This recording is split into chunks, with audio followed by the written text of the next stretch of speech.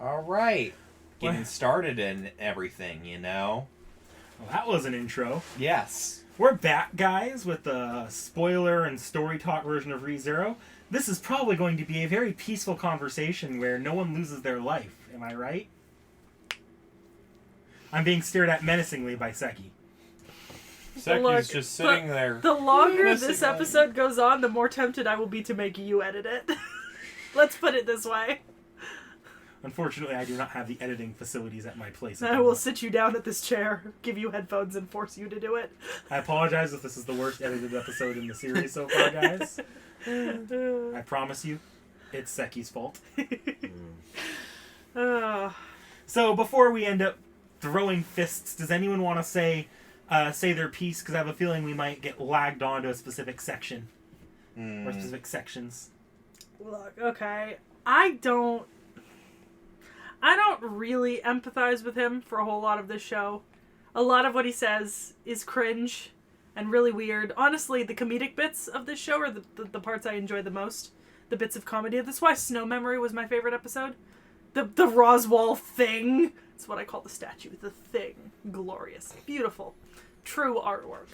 The Roswell Subaru unfortunate hybrid. I will say, though, I was very disappointed when he went looking for Roswell in the cold, and Roswell, walked towards him. And before we turned to see Roswell, I was fully expecting another bathroom scene where he was butt-ass naked in the freezing cold, right. junk slapping thigh to thigh. This is a great place to start. Why don't we start with Memory Snow, since this will probably be the more pleasant conversation.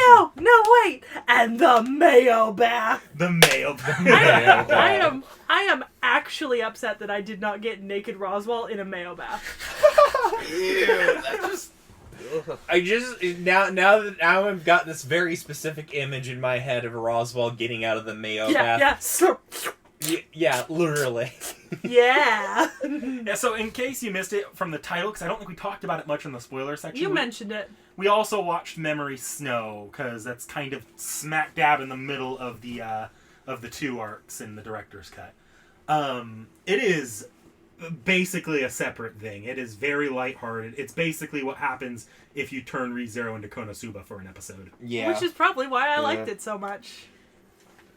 But I also think it does a good job characterizing the characters in times of peace to contrast with the otherwise sometimes dire situations. With the emotional damage of the later arcs. I don't know, I still feel like Amelia doesn't have a whole lot going. No, and that's more so a fault of we don't get her characterization until much later. You know who I did like in Memory Snow? Pigtail Girl. Oh, Beatrice? Beatrice, that's her name. Beatrice is great. She's so cute in Memory Snow. Oh. Beatrice is like, oh god, I love Beatrice. Yeah. She's adorable. And I love them judging. Fucking Realm and I were watching it, and genuinely he made that fucking bunny Gundam Autobot. Yes. I was like, he just made a fucking Gundam. He made a bunny-shaped Gundam fighter. Yep. I love it. I love the part in Memory Snow where they kind of talk about it but don't show the full thing, where Puck and Roswell have a battle that destroyed an entire forest. They had to redraw the map. Yeah. And I've been demanding that to be animated ever since I saw that. I want it so bad. I want more Roswell content. You want me to give this show an approved? I need more naked Roswell content. That's very specific Actually, content. no. You know what? Any Roswell content will do. I will take him clothed. Fair enough. Honestly, Memory Snow is a fun little sidetrack, and I'm glad you at least appreciated Memory Snow. I really liked it. You messaged me, and you said something like you were worried about something in Memory Snow, or you were curious as to how I would react.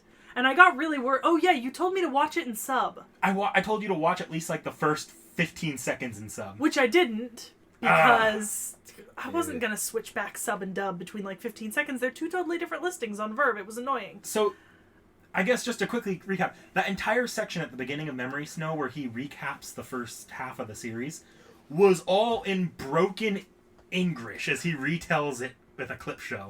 Oh, that would explain why there were the Japanese subtitles we couldn't get rid of. Yeah. Because we were confused. We couldn't figure out why we couldn't get rid of the Japanese subtitles. Now do you see why I told you to No, not really. I mean, I didn't really get it to begin with anyways. That's just one other joke that was lost. Yeah, yeah, because I didn't get the Konosuba joke either. I just completely missed that. So, the Konosuba joke, there's a part in Memory Snow where they legitimately, like, they're complaining about how cold it is because Puck's frozen the mansion. And, like, are we going to get attacked by the ice samurai or something like that? And it just shows an actual clip of Konosuba. Like, just before Kazuma gets his face cut off by the ice samurai. I completely missed that shot. It's actually because, I said it last time, the two authors are friends and it shows there. Usually, in the original version, after the credits roll, there's actually another funny Konosuba reference, where they do like the "what will happen next time" kind of thing. You've seen that in anime before, right? Except it's Amelia and Subaru who do one of the episodes towards the very at some of the darkest parts of the show, and Amelia makes a reference about how she's finally going to return and she'll get to unleash her ultimate explosion because she's voiced by the same voice actress as Megumi. Oh, interesting. And like she says in Cosmo, Subaru's like, no, don't do it! Yeah. Okay. I liked Memory Snow. I mean, I will say, like, when I watched Memory Snow, I said to Realm on the other side, I was like, this could make this whole submission approved for me. It didn't. Because one episode later... I love that episode. Okay, because it's so painful. It's okay. We're gonna clarify here. I mentioned last episode that genuinely, very very few TV shows have ever physically repulsed me on a level that this one moment did in ReZero, and I new phobia unlocked, core memory created, watching that man slowly lick his eyeball in like 1080p, slowly up close on a zoom in.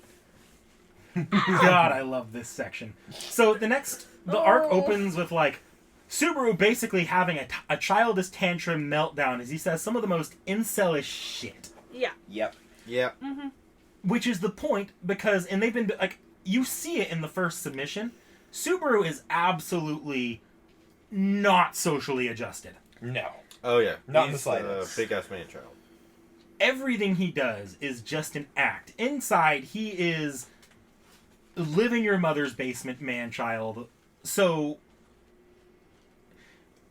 but the unfortunate part about Subaru is a lot of what he thinks, a lot of what he says in regards to how do you not understand me? I can fix everything is something that a lot of men kind of have a problem with growing up in, from what I can see, and from personal experience. And the entire arc is supposed to be Subaru not growing past that, but trying to rein that part of himself in. Realizing that he can't fix everything himself. He ain't God. Yeah. Just that the world doesn't center around Subaru. I mean, I get it. It communicates that, you know, I can see Subaru growing and, like, evolving. And I understand that, like, obviously he's not going to get it wrong once and then next loop immediately fix what he did because he's had traumatic experiences and you don't just change on a fucking dime like that. You don't. But at the same time, I genuinely only really thought to myself at one point, hey, I get what that feels like. And it was the first time he woke up from the loop when he was just, like, catatonic in bed. And I was like, because I've had times like that in my life, like anxiety attacks that have caused something like that to be like just unable to get out of bed or interact with people. I mean, you've been around when I've had those. Mm-hmm. But I genuinely didn't really... See, I don't know. I also have a lot of, like, social anxiety about public shit, and I just can't, like... Half of the show made me cringe just because... So I get, like, secondhand embarrassment cringe when watching characters do things that I could never do. Or, like, when he was, like, making a huge deal in front of, like, the fucking throne room. I literally didn't want to watch. Like, that made me so fucking uncomfortable. Like, I just wanted to walk out of the room and come back when they finished that whole section of him just fucking humiliating himself in front of, like, 200 people. That was horrifying. Yeah. I hated that. Yeah. I love that scene, not because I root for Subaru there, because Subaru's absolutely fucking wrong there. but because that same feeling you felt there is what Amelia was supposed to feel there. That's why Amelia was like, what the fuck is wrong with you? Why are you doing this later on? Yeah, it was nice to watch him get the shit beat out of him. Yep. Yeah, he deserved it. I have really, in the last couple of weeks, I have watched several TV shows wherein some of my favorite and least favorite characters have just gotten the absolute shit kicked out of them. And honestly, I've enjoyed every single time, regardless of the reasoning, and that's starting to worry me. Like, I just watched that happen on both Supernatural and Stargate with characters that I enjoyed, but, like, definitely deserved it.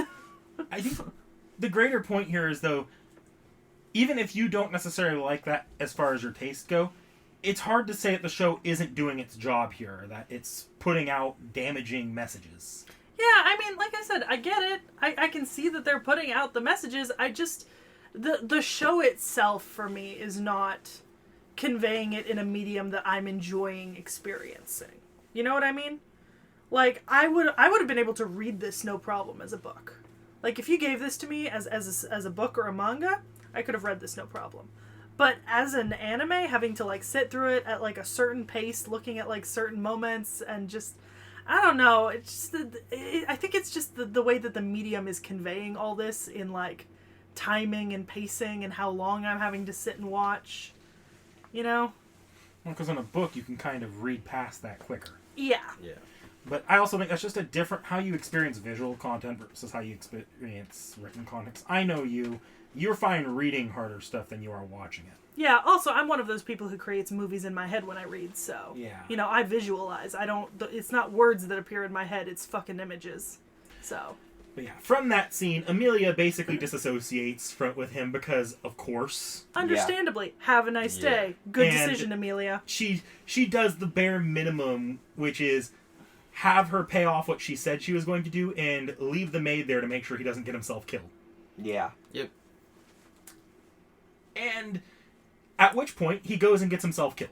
Yeah. Multiple times. Many times. And spirals into deep, deep depression. Like that part where he goes catatonic, it wasn't because he was actually catatonic. It's just because he wanted to try seeing if he could sympathize his way back to the mansion, basically. Yeah, see, I don't empathize with that part, but I empathize with the idea of, like, catatonic states of anxiety and depression. I will say, I love Crochet. Yeah, Crochet is a great character. She is genuinely one of my favorite characters in this whole show now. Like, second only to, like, Roswaal and Beatrice and Puck. I love the moments where Subaru is, like, directly dealing with all the different royal selection people, and they just, like, show him up for the dumbass he is politically. I like them. I did enjoy the moments where... So, the little pastel girl. I liked how she was trying to kind of, like, teach him negotiating and stuff like that, trying to, like, put a lesson through his head. I liked Crochet sticking to her morals, like she wasn't going to help someone who wasn't going to help himself. And I loved the princess. I loved her telling him to lick her. Lick my foot. Kicks him in the face. No, because he deserved that. Like, that should not be the price Fun for... fact. So, you don't get this too much in the anime, although they do drop a very big hint, like a huge hint that I only caught this final watch through. Her little shirtless helmeted guy, he was also isekai. Interesting. Yeah, I figured that out. Yeah, because, like, Subaru mentions, man, these people all talk with Kansai accents, and he's the one who immediately responds, yeah, they all talk like that for some reason. Like, he knew what Subaru was talking. I fucking loved that. I missed that little bit, but that's interesting. Yeah, but I don't know. I like the supporting cast much more than I like Subaru and Emilia at this point. And honestly, that's not that surprising. This is a conflicting part for me, right? I like Rem. I like her whole vengeful, like, I will fight for Subaru. I don't... You don't see what Rem sees in Subaru. I don't! And she tries to justify it to other characters, and I don't know, maybe I've never had that experience of being so, like, in love or, like, looking up to someone so much that, like, I would do anything for them. Maybe I just haven't had that, like, emotional experience in my life to this point, so I can't empathize. It's probably... Because I just didn't. I don't. That's probably the case here. Like if all of this shit, right? If Rem and all of her stuff had happened after like another arc or two of her and Subaru building up personality together and interactions, but I didn't love a lot of their interactions in Arc 1 because Arc 1 was so focused on Emilia and Subaru, and now this just feels like... See, I 100% understand because she does have pretty much a personality 180. On the other hand, and I had problems with that for a long time. On the other hand, as I think on it more, there's only two people she's like that with. Ram and Subaru. Those are the only social interactions she really knows how to have.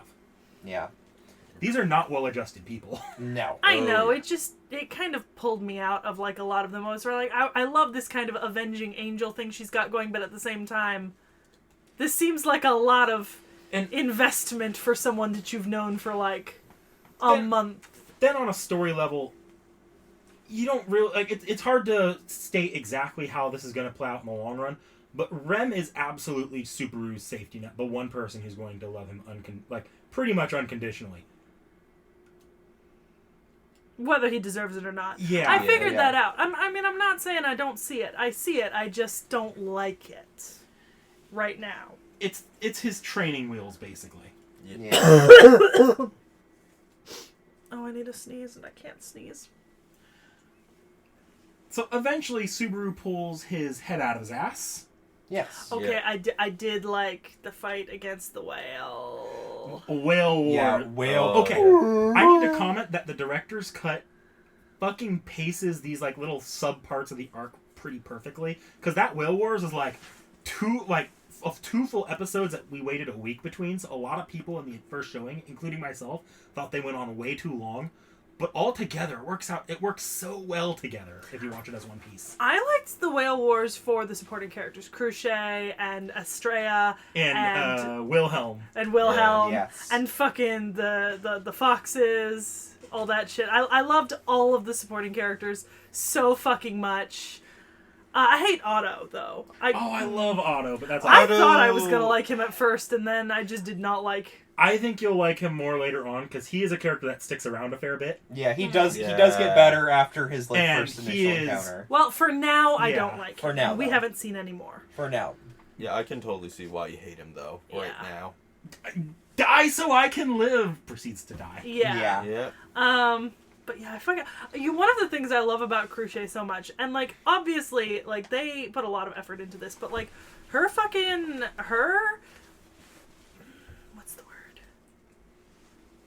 motivational speeches for the troops are, like, genuinely motivational. Like, I fucking love them. Like, they put effort into writing those. That wasn't just, hey, we're gonna go out and we're gonna kill him and we're gonna win. No. Like, there was actual emotional effort put into those. She is very clearly a military leader. Yeah. Oh, yes.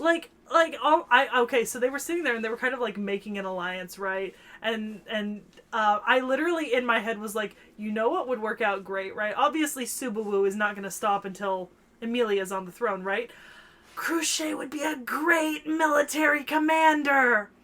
Cruchet for military commander. Yeah, but Cruchet wants to rule. I know, but in my head I was like, military commander. Yeah, like, even if she loses out, you could offer her that position. Like, it'd be good.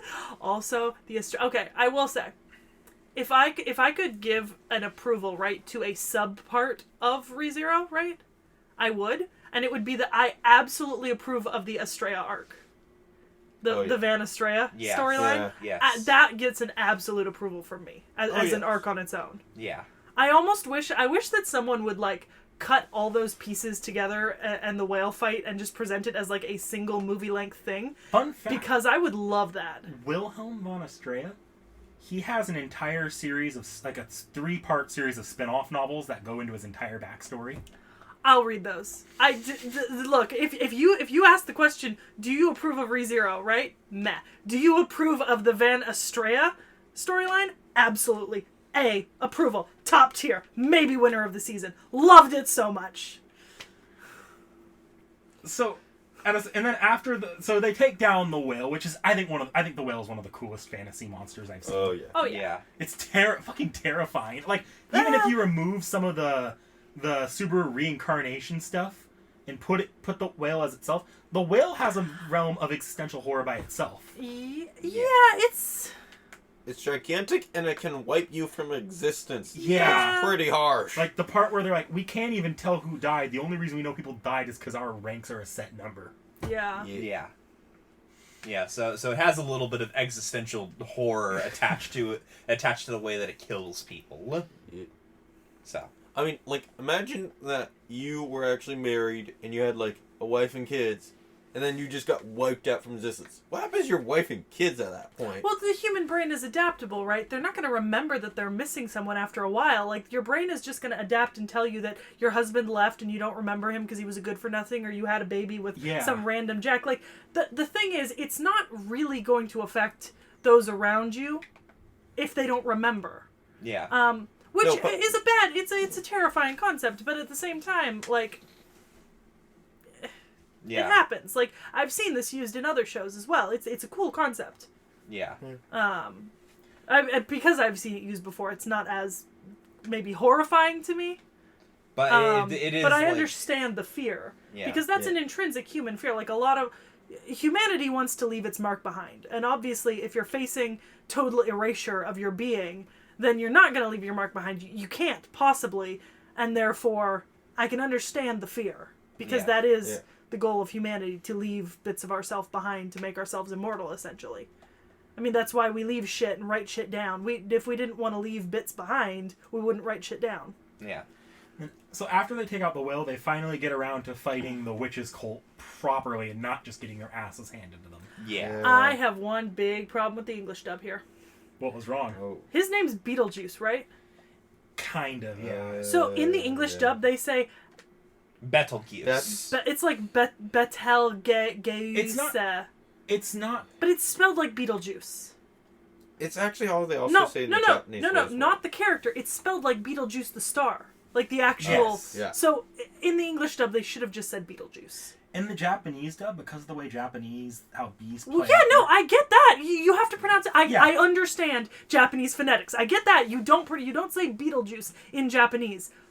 But they're saying it in English, and it's an English. It's not an English word, but it's a word we have in English. Just fucking say Beetlejuice. Yeah. They almost pronounce it more Beetlejuice. Yeah, they not in the English dub. Yeah. No, what I'm saying is, even if they pronounce it differently in Japanese, it's still meant to be Beetlejuice. It's spelled like Beetlejuice, the star. So, if you're gonna say it in English, in the English dub, say fucking Beetlejuice. Like, don't try to, like, anglicize the Japanization of the word Beetle. Like, I understand Beetlejuice becomes Betelgeuse because BP, and I understand that. But don't translate that back into English! This is say the fucking name! This is Japanglish at its finest. Yeah, this is Japanglish. Like, you took a perfectly good word from a European language, made it sound Japanese, and then tried to make it sound American again. Without considering that you could have just said it the original way it was supposed to be said.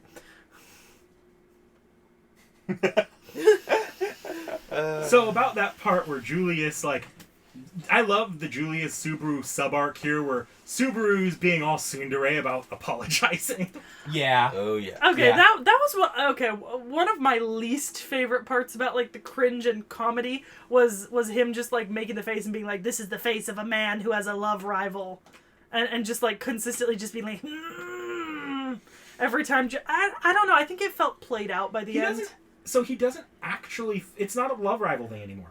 Well, now no, it's just a matter of he got his face beaten in by him, so it's like he feels awkward admitting to being sorry. They keep playing that joke out, and it lasted too long in the way that they were playing it. I love the payoff, because even though they're playing it out, it's almost more like an act between them, because Julius, like, straight up Subaru's like, Julius, fucking kill me. Like, I love those two, OTP.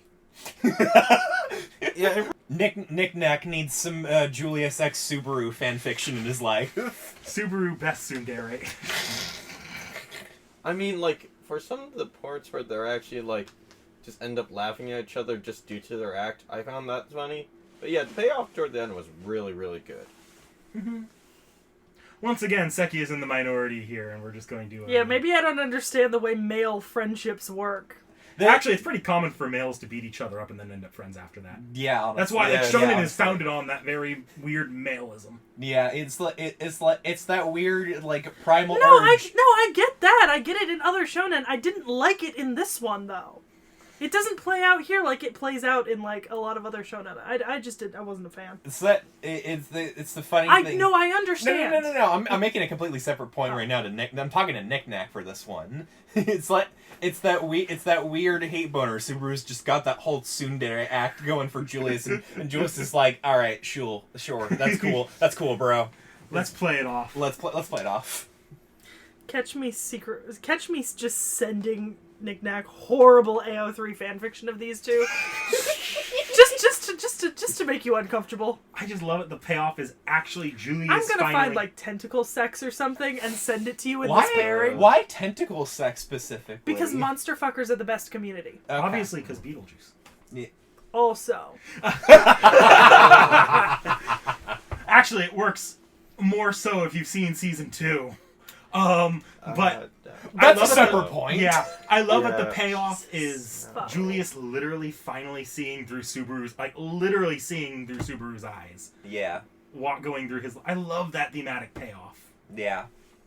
It's pretty good, honestly. Now, I liked actually the elf bit where he's jumping down. They actually start the sequence for that. That's the point I like. The rest was like, nice action. They did not build up the half-elf conflict in Roswell's domain enough to play it off as strongly as they did. Yeah. They did not build that up enough to play it off with the strength that they tried to at the end of that arc.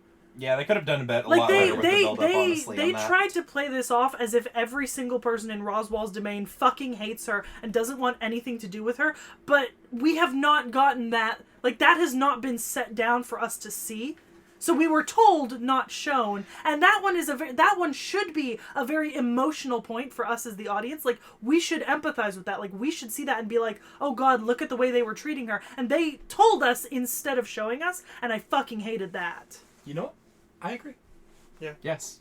Absolutely. Like, I think it was well built up in the kingdom as a whole, but as Roswell's domain specifically... this actually might be where Memory Snow actually hurts this arc a little bit. Because it plays before. You get to see Memory Snow before everything else, which means you see her interacting with all the people of the domain, and everyone's just being friends together. And Does they Memory do a Snow little come bit after? No, it comes between the two between the first mission, second mission. mission. Oh god, so Memory Snow should not be in here. Yeah. In this position. It really should not. Yeah. So, but if Memory Snow were removed, I do see... I do still feel that it was a little bit underdeveloped, but they do wave it off when they have Subaru wearing like the hoodie that disguises identity, because she was wearing that in the first part, but not in Memory Snow. Yeah, but still, I don't know. I think that would have been a very good place to have shown us interactions with villagers, and rather than told us. Like, we should have seen that they treated her different, and then when it got to the point where she had to ask them to leave, we could have ourselves come to the conclusion, oh no, they won't do it, she's gonna need help. There is some of that from Amelia's perspective, but as far as the villagers' turn to just not liking Amelia, that was weird. I do admit that. 100%. Yeah. Alright, so... Waifu Wars. Waifu Wars. Waifu Wars. Seki. I want Crochet to step on me, but I want Lord Roswell in my heart. Like, yeah. Okay, so obviously kill Subaru, but who marry, who fuck? Marry Roswell and let Crochet step on me, mommy. Also, I mean marry in an aesthetically, platonically romantic way. I'm not interested in fucking him, but like aesthetically he pleases me, and I could definitely be a voyeur on anything he's doing with Ram or anyone else happily. Yeah. All right. Crochet, of course. All right. Realm. I'm gonna be a basic bitch and go with Rem here. Fair enough. So you and Sea Dog VA are Lord and Savior. So my waifu is Betelgeuse Romanicanti Des. Is that the first one? Is that the first one? What do you mean? The first Beetlejuice we see? They're all Beetlejuice. Yeah. I know, well. but do you The care crazy which... green haired No. one. Oh, The crazy okay. green haired one. No, so wait, clarify. Do you care which body? Okay, then it doesn't matter. Look, I've legitimate. I one time saw a YouTuber ask what my favorite character was in ReZero. My favorite characters: Betelgeuse Romani Conti, Betelgeuse Romani Conti in female Finger's body, Betelgeuse Romani Conti in the merchant's body, Betelgeuse Romani Conti in the old man's body, Betelgeuse Romani Conti Des. Yes. Yes. I just love how fucking insane he is. Whenever he's on screen, he steals the show. You know, I made this comment to Seki when we were watching it. Betelgeuse reminds me of your character from one of our friends' D&D campaigns who worshipped the god Malsum. Which I really didn't get because I didn't see your character in that campaign like acting like that. My character was sort of a played down version of the same kind of trope, but it wasn't directly based off of Beetlejuice, although I did watch it by then, so it very well might have inspired it a little bit. It was actually more based off of a more religious Kefka. I mean, to be fair, I can't actually criticize you for that because it has been brought to my attention by one of my friends that every single D&D character I've ever created has just been Roran from Aragon. And I did not know. And now I know, and it upsets me.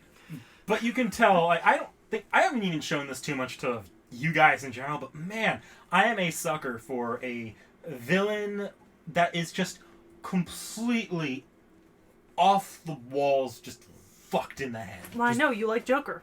Yeah. Just batshit insane. There's no two ways about it. I actually feel Roswell's halfway there. Not quite there, but I do like him for like those moments he has where he's not unhinged, but he's unpredictable. Yeah, it's the chaos of it. Yeah. Yeah. And the thing is, I love villains who are truly chaotic, right? Like villains like Beetlejuice or Joker who are, yeah, I mean, they're malevolent, right? They're definitely villains, but they're not villains because, oh, my mom and dad died when I was a child and I was raised in an orphanage and I hate the world. No. They're fucking villains because their 3 brain cells all split and, like, wrapped up each other in the wrong ways. I also love that Betelgeuse, however we pronounce it. He's a fucking cockroach. Yeah. Yeah, he just Yeah, would he's a not literal die. fucking cockroach. Yeah, he really got screwed in the fucking head. All right. So yeah, I think we've hit that point. So anyone else have any last things before we go into our free thoughts? No. I loved the scene where William popped out of the whale. Oh, actually, Best scene.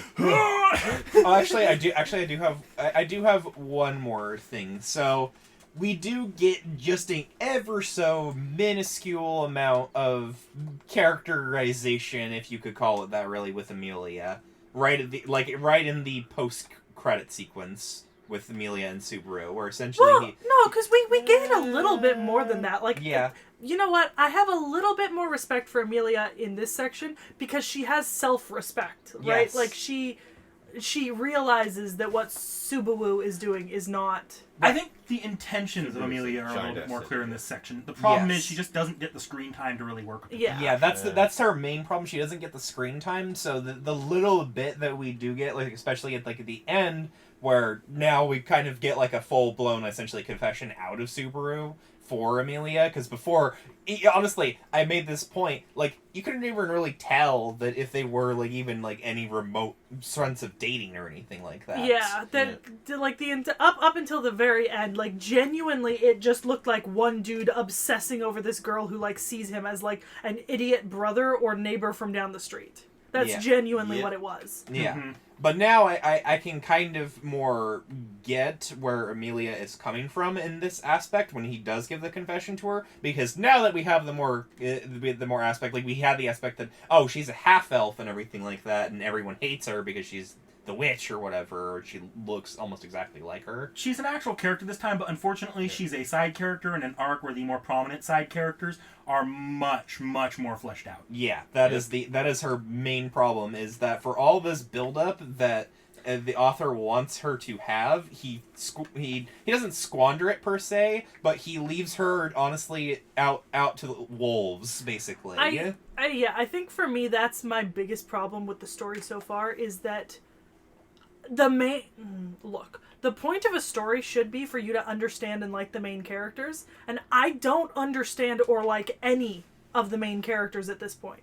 The side characters should be good, but they should not be better than the main characters you're seeing. Like, you shouldn't empathize and understand and like main characters more than all. Side characters more than all of the main characters, and that's the problem here. We like Roswell, I like Crochet, I like Beatrice, I like all of these characters who are not the main characters because the main characters I don't like. Like imagine, like as a recent example for us, like imagine Fairy Tale, but if we all hated Natsa, Lucy, Urza, and Gray and Happy, and then you only liked people like Kana and the Guildmaster and Mira Jane, it wouldn't be a good show. You wouldn't enjoy watching the show because they're trying to make you focus on these 5 main characters, but you only like the characters who are on screen when they aren't the focus. Because they've actually gotten more characterization than your main character. Yes. Yeah. So I can definitely see where this breaks down for you, where Subaru's easier for us to empathize with, but you don't like Subaru at all, and Amelia's your only other main character. Well, when there's she hasn't Rem. really been treated as the main character. There's Rem, but I think that while I like Rem in this arc better than I liked her from the beginning, I don't think that they developed her going into this. Like, they just gave her a position in this arc, right? And I like her whole avenging, anger, fighting, I love that, right? Love me a woman with a giant ball of metal covered in spikes on a chain who can use it. But it didn't feel like it was built up in a way that I could understand her fanaticism. Therefore, I did not empathize with it, and I did not like it, even though she is a main character. Yeah.